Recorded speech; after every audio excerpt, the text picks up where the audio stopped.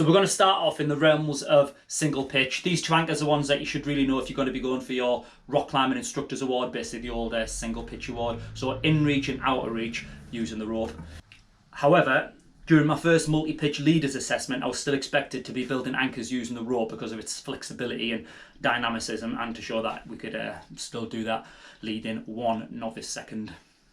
Just to reiterate, a single pitch climb, regardless of how tall it is, can only be classed as a single pitch climb if there's no difficulty in accessing the bottom or escaping from the top. For instance, you won't on a single pitch climb be expected to be doing some crazy scramble to get safe away from the top. So you're almost always going to find a big bomber's ledge that you can walk off from. So taking that into consideration, the one you're going to be using most of the time is an out of reach with your rope, which goes as such. Now in this scenario, I've just reached the top of my climb, single pitch. I'm going to go to the back of the bed, place a bit of gear, shot my rope through the carabiner in that bit of gear, do it my screw gate, back down to my rope loop. You can use a strong point, but I prefer the rope loop, as I said, because of its dynamic properties. Now this is an out of reach anchor, meaning I can't reach the gear, meaning that if there's any adjustment needed to equalise it, I've got to do it down here at my rope loop. So through there with a HMS shaped carabiner. I like to use DMM bows because, well, DMM's awesome. And then got a clove hitch myself into that nicely. Do it with screw gate, safety first, and all that gubbins. Awesome. And then going to go to the back of the bay again, place another bit of gear, repeat the process, and then come back with another clove hitch. Undo my screw gate. And she is in it to win it. I'm all safe. I can shout out in a second. That's me. I'm safe. I'll start taking in the slack. Now, as I've already said, these are equalised, and if any adjustment is needed, I've got my two clove hitches here where I can pull through and equalise the situation. So with all these anchors I'm going to do today, we still need to remember the ideas principle. They're independent, they're essentially both in the same lines. They are directional. In this case, my climber is coming up from over there. Remembering ABC, that's going to come later on. They are equalised, same tension on each one. The angle is about 60 degrees, and I'm actually using here two 10 out of 10 gear placements, which are both offsets, a black and a red. One of them is kind of threaded, the other one is a red one up the top. There will come times where your anchors are going to be in reach on a single pitch. That is often when you're on a seated belay and the escape off the route is just going to be one step and then they are off. So you can keep them on safety until they are well gone at the back of the bay and totally safe. So this one is in reach. I'm going to go to my first anchor.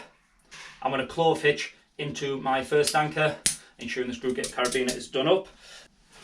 Next step is to make an obvious isolation loop. So this one is massively exaggerated, but we want the anchors to be independent. And I don't want this rope pulling and tugging on that one, taking that bit of gear out of its direction of pull. From this point, I'm going to take my crab, I'm going to put it through my rope loop. Now, as I've already said, you can go through your rope loop or your strong point. Doesn't really make much of a difference, even when escaping the system, because all you're going to do is tie off and take your harness off if escaping the system on a single pitch scenario. So I'm going to then take myself a clove hitch into my carabiner,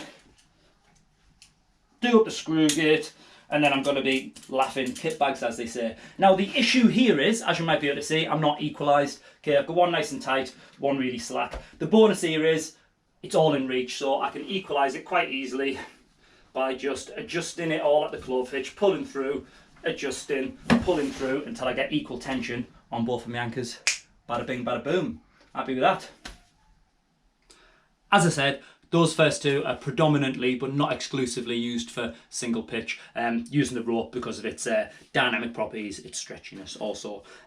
Less links in the chain, less things to go wrong, so just having the rope could be seen as better, especially in an assessment situation.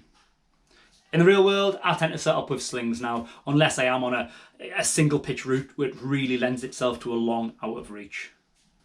Let's go through a few of my favourites.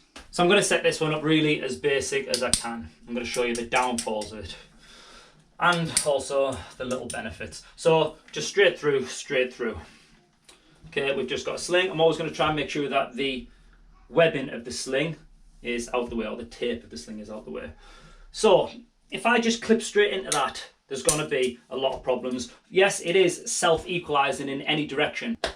The problem is, if one of those bits of gear goes, ping, the whole lot will just slide through and you're gone, essentially, okay? You're gone. that particular setup means that they are not independent. They rely on one another. One little way around this, although it's not perfect, once again in any sense, is to spin the sling, pop her back in. We then can end up with this little loop to go through there.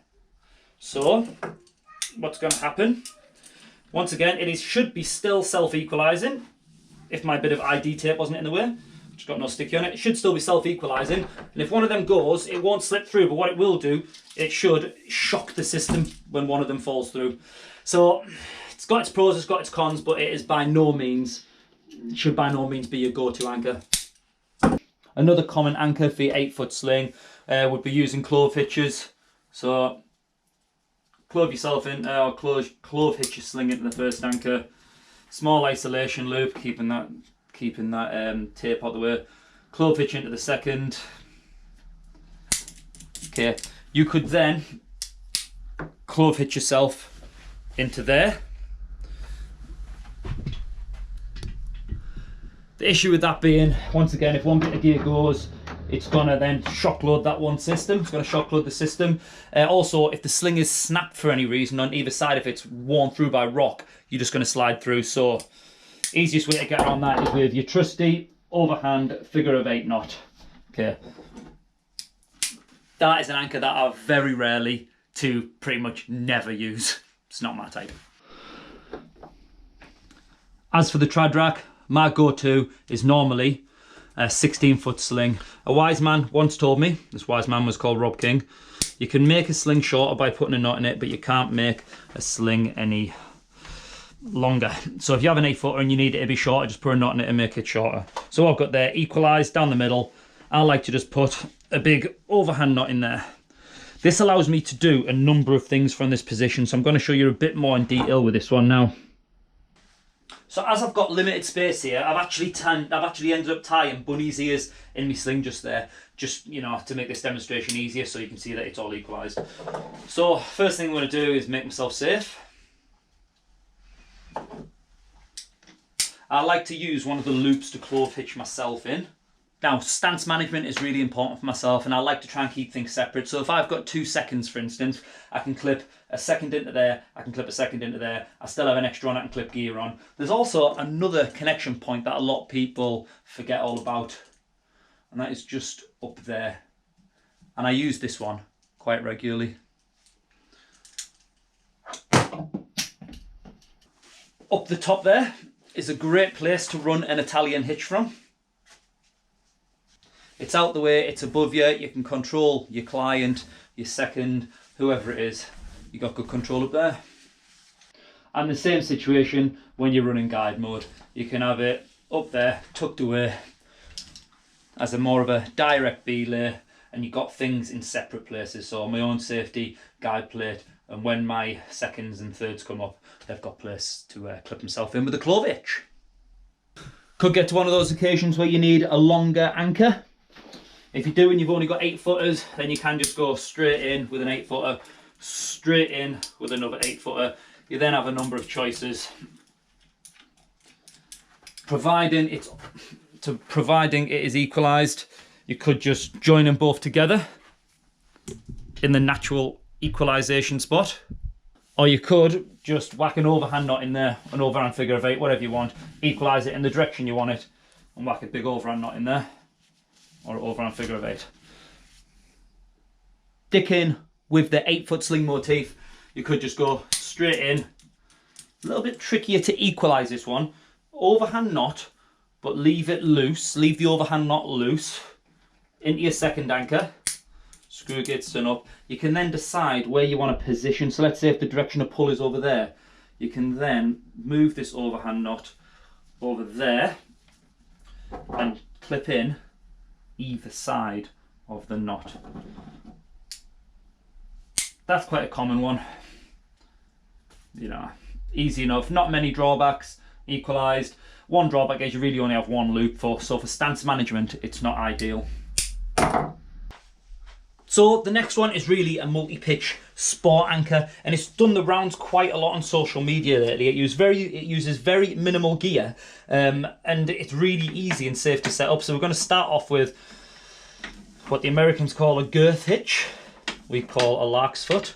Okay, some people don't like them. They say they weaken the sling too much, but it's not enough to stop you from using them. Now, as I said, this is predominantly a sport anchor, but I was multi-pitch trad climbing just a couple of weeks ago up at Avon Gorge, and this came in really handy because some of the belay spots, some of the belay stances had bolts. So, lark's foot, loop through, a nice overhand figure of 8, and then you've got the choice then of 3 loops really, whichever one you want to use.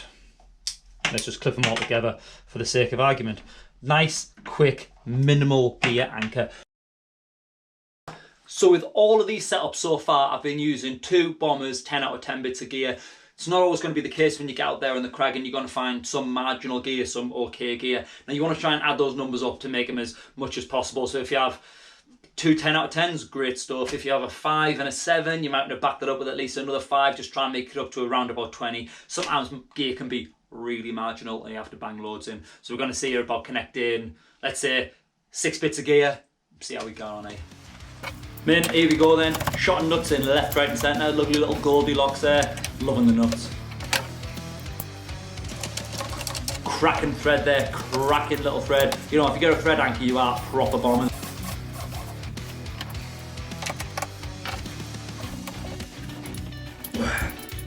Sometimes it's all about improvisation. Every anchor you get to, every stance you get to is going to be a little bit different. It's all about using the old noodle and just working it out as you go.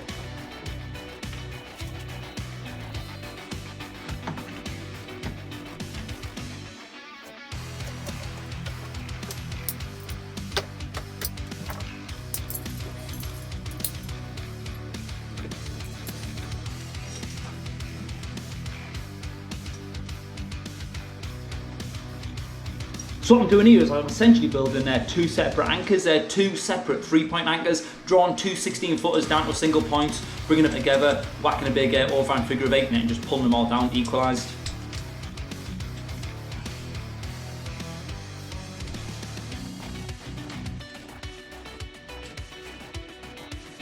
Plenty of other ways to add together 6 or 7 pieces. Here's an example of another one right there. Tell you what, man, giant air stacks and Al Goldberg plus the Undertaker could take a 20-foot whipper on that and it'd just be bombers. Oh, aye. Thank you very much again for watching the Gravity Shed. Remember, don't be bonkers, check your conkers, okay? You never know how healthy your nuts are. Like, share, subscribe. Have a great time out there. Let's get the winter conditions on. Try and keep doing all those activities and enjoying yourself. For real, happy days.